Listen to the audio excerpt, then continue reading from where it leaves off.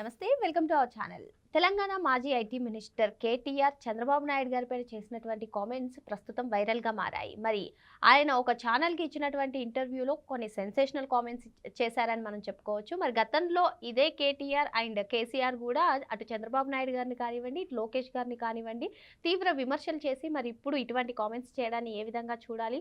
Jubilee hills ఉప ఎన్నిక గురించే ఇటువంటి కామెంట్స్ చేశారా? అసలు ఏం జరుగుతుంది తెలుసుకునే ప్రయత్నం చేద్దాం. దీన్ని విశ్లేషించడానికి మనతో పాటుగా ఉన్నారు పొలిటికల్ అనలిస్ట్ షణ్ముఖ్ గారు. నమస్తే అండి. నమస్కారం అండి. కేటీఆర్ గారు గతంలో ఎన్నోసార్లు కూడా అటు చంద్రబాబు నాయుడు గారిని కానివ్వండి, ఇటు లోకేష్ గారిని కానివ్వండి తీవ్ర విమర్శలు చేశారని చెప్పుకోవచ్చు. ఈవెన్ కేసీఆర్ గారు కూడా. కానీ ఇప్పుడు ఒక ఛానల్కి ఇంటర్వ్యూ ఇస్తూ అందులో అసలు నేను ఇలా మాట్లాడలేదు అని కేటీఆర్ గారు చెప్పడం కానివ్వండి, లేదంటే చంద్రబాబు నాయుడు గారి పైన చేసినటువంటి కామెంట్స్ కానివ్వండి, వీటన్నిటిని కూడా ఏ విధంగా చూడాలంటారు? సరే, 2014లో చంద్రబాబు నాయుడు గారు ముఖ్యమంత్రి అయ్యారు, కేసీఆర్ గారు ముఖ్యమంత్రి అయ్యారు. రెండు రాష్ట్రాలు వేరుపడ్డాయి. కేసీఆర్ గారి పార్టీ ఉనికి ఉండాలి అని అనుకుంటే వన్ అండ్ ఓన్లీ బ్రహ్మాస్త్రము, అంటే ఎవరిని పేరెత్తితే కేసీఆర్ గారు ఉనికి ఉంటుంది అని చెప్పడానికి చంద్రబాబు నాయుడు గారి నిదర్శనం. ఈరోజు పుష్కర కాలం అయింది రాష్ట్రం విభజించబడి. స్టిల్ ఇప్పుడు జూబ్లీ హిల్స్ ఉప ఎన్నికల్లో కూడా ఎవరి పేరు వినపడతా ఉంది? అబ్జల్యూట్లీ తెలుగుదేశం పార్టీ, నందమూరి తారక రామారావు గారు, అటు చంద్రబాబు నాయుడు గారి పేరు వినపడతా ఉంది. మరి 2014లో ఉన్నటువంటి ఏదైతే వెండెట్టా ఉందో, అంటే బీఆర్ఎస్ పార్టీకి కానీ లేకపోతే అప్పుడున్నటువంటి తెలుగుదేశం పార్టీ కానీ, మరి ఈరోజు అది ఉందా అని అంటే పరిస్థితి అధికారం కోల్పోయినటువంటి సంవత్సర కాల వ్యవధిలోనే కేసీఆర్ గారి సత్తా ఏందో అనేది ఈరోజు మనం చూస్తూ ఉన్నాం. సరే, మరి కేసీఆర్ గారి వారసత్వ రాజకీయాలలో కేసీఆర్ గారి పార్టీని ముందుకు తీసుకుపోయేటువంటి నాయకత్వం ఎవరా? డెఫినెట్గా కల్వకుంట్ల తారక రామారావు గారు. ఇప్పటికీ ఆ కుటుంబం నుంచి కవిత గారు వేరుపడ్డారు. మరి ఒకానొక ఇంటర్వ్యూలో మీకు ఎవరు ఇష్టమైన సీఎం అంటే మా నాన్నగారి కేసీఆర్ గారి తర్వాత కేరళ సీఎం పినరయి విజయన్ గారు అని చెప్పేసి అన్నారు. Yes, he's a good CM, there is no doubt at all. కానీ ఈరోజు కేటీఆర్ పేరేంటండి? కల్వకుంట్ల తారక రామారావు. తెలంగాణ రాష్ట్రానికి మా నాన్నగారే అంతా చేశారని చెప్పుకోవడంలో మీ పార్టీ పరంగా ఆలోచన చేస్తే తప్పు లేదు. ఎందుకంటే మీది డబ్బా కొట్టుకోవాలి కాబట్టి.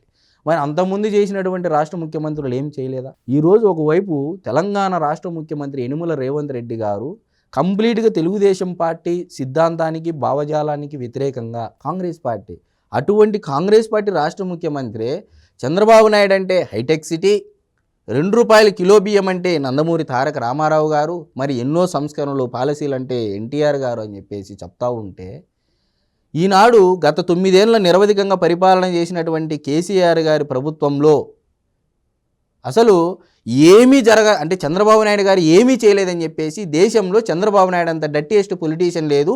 దాన్ని సమర్థిస్తూ ఎండార్స్ చేస్తూ చంద్రబాబు నాయుడు అంటే కేటీఆర్ గారు చంద్రబాబు నాయుడు గారిని, లోకేష్ గారిని తిట్టడం మొదలుపెట్టారు. అంటే ఈరోజు డర్టీయెస్ట్ పొలిటీషియన్ ఎవరు? తెలంగాణ ప్రజలు నిర్ధారించారు 2023 సార్వత్రిక ఎన్నికల ముందు. మరి ఎన్నికల అవసరమైతే జినోమ్ వ్యాలీ చంద్రబాబు నాయుడు కట్టాడు, శంషాబాద్ ఎయిర్పోర్ట్ చంద్రబాబు నాయుడు కట్టాడు, outer ring road Chandrababu Naidu కట్టాడు, ఈరోజు మైక్రోసాఫ్ట్ వచ్చిందంటే చంద్రబాబు నాయుడు కట్టాడు, మరి ISB Indian school business school వచ్చింది అంటే చంద్రబాబు నాయుడు తెచ్చాడు అని ఊగదంపుడు ఉపన్యాసాలు ఇచ్చేటువంటి కేటీఆర్ గారు మటుకు ఎలక్షన్లు అవసరం అయిపోతానే జగన్మోహన్ రెడ్డి గారితో ఆలింగనం. ఇది ప్రజలు ఎంతవరకు భావిస్తారు? దేనికోసం ఇదంతా? అందితే జుట్టు, అందకపోతే కాళ్ళు. తెలుగుదేశం పార్టీ పేరు కానీ, తెలుగుదేశం పార్టీ స్థాపించినటువంటి స్వర్గీయ నందమూరి తారక రామారావు గారి పేరు కానీ, మరి ఈరోజు అధినాయకుడు అధిపతి అయినటువంటి పసుపు దళపతి అయినటువంటి నారా చంద్రబాబు నాయుడు గారి పేరు ఎత్తకపోతే మీ యొక్క ఉనికి ఈ రోజుకి తెలంగాణ ప్రాంతంలో లేదు అని అంటే అది మీరు కానీ అంతర్మదనం చేసుకునేటువంటి సమయం ఆసన్నమైంది అయితే మనం ఖచ్చితంగా చెప్పుకోవచ్చు. ఇదే కేసీఆర్కి గుర్తుపెట్టుకోవాలి. తెలుగుదేశం పార్టీలో ఒకప్పుడు ఉన్నప్పుడు ఇదే తెలంగాణ ఎన్టీఆర్ భవన్లో ఆనాడు క్యాంటీన్లో భోంచేసిన తర్వాత కేసీఆర్ గారు సన్నిహితులతో ఈ విధంగా మాట్లాడారు. ఏమయ్యా, తెలుగుదేశం పార్టీ రాకముందు కాంగ్రెస్ పార్టీ ఇక్కడ పరిపాలన చేసింది, మరి గత 40 సంవత్సరాల నుంచి కాంగ్రెస్ పార్టీ నిరవధికంగా పరిపాలన చేసింది, రాష్ట్ర బడ్జెట్ ఎంత అంటే జానెట్ ఎంత అని చెప్పేసి తన సన్నిహితుల వద్ద చెప్పాడు.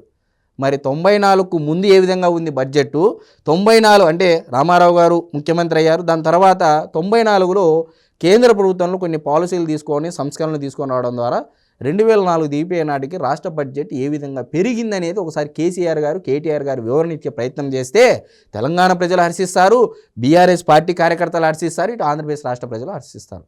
చేసిందేది చేసినట్లు చెప్పాలి. చరిత్ర ఈనాడు ఉన్నటువంటి ప్రజలు ఏంది, ప్రతి ఒక్క విషయాన్ని సున్నితంగా గమనిస్తారు. ఏదో మీకు నోరుంది, మీడియా ముందు అంటే మన ముందర కెమెరా ఉంది, మనది మనం డబ్బా కొట్టుకోవాలంటే ప్రజలు చాలు చాలు అని చెప్పేటువంటి పరిస్థితి ఈరోజు ఉంది. కేటీఆర్ గారు చంద్రబాబు నాయుడు గారు అరెస్ట్ అయినప్పుడు మాట్లాడినటువంటి తీరు అప్పట్లో సంచలనంగా మారింది. అదే అంశంపైన ఈ ఛానల్కి ఏదైతే ఇంటర్వ్యూ ఇచ్చారో అందులో కూడా స్పందించడం జరిగింది. దానిపైన మీ అభిప్రాయం ఏంటి? కేటీఆర్ గారు ముందుగా తెలుగుదేశం పార్టీని దశల వారీగా ఏ విధంగా ఇబ్బంది పెట్టారనేది కూడా తెలంగాణ రాష్ట్ర ముఖ్యమంత్రి యనమల రేవంత్ రెడ్డి గారు కూడా ఒకానొక సభలో మాట్లాడారు. ఒక పార్టీ ఇక్కడ చాలా ఇబ్బంది పెట్టారు అని చెప్పేసి లాస్ట్కు చివరకు ఎన్టీఆర్ భవన్ని కూడా లేకోకుండా చేయాలి అనే ఉద్దేశంలోకి వచ్చేశారు. అంటే ఏ స్థాయిలో గర్వం నెత్తికెక్కిందనేది గతం మరిచి ఇది చేశారు.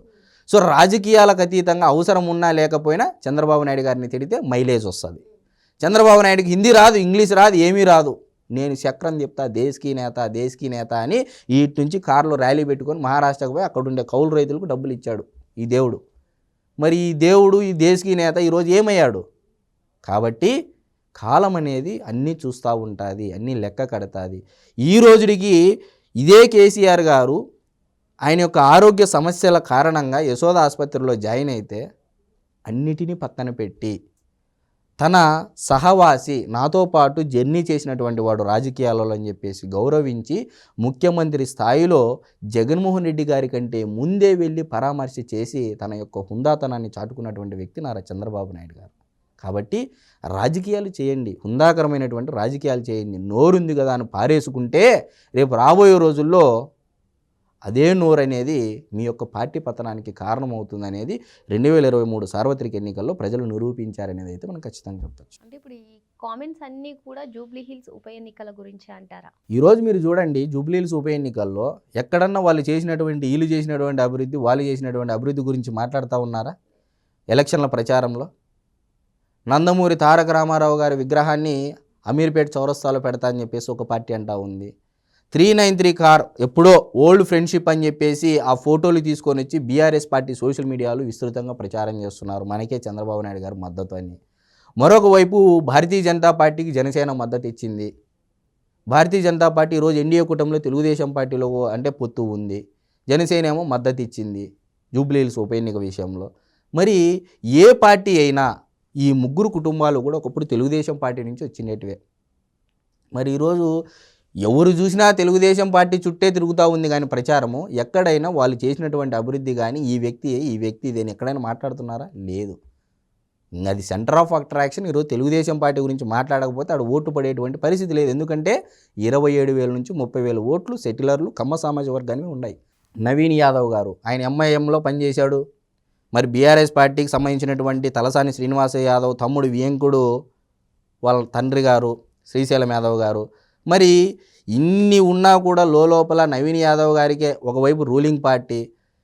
తెలంగాణ రాష్ట్రంలో దుబ్బాక కానీ, మునుగోడు కానీ, సికింద్రాబాద్ కంటోన్మెంట్ కానీ, లేకపోతే హుజూరాబాద్ ఈటల రాజేంద్ర గారి కాన్స్టిట్యుయెన్సీ కానీ ఉప ఎన్నికల్లో ఎప్పుడైనా ప్రతిపక్ష పార్టీ గెలిచినటువంటి దాఖలాలు ఉన్నాయా?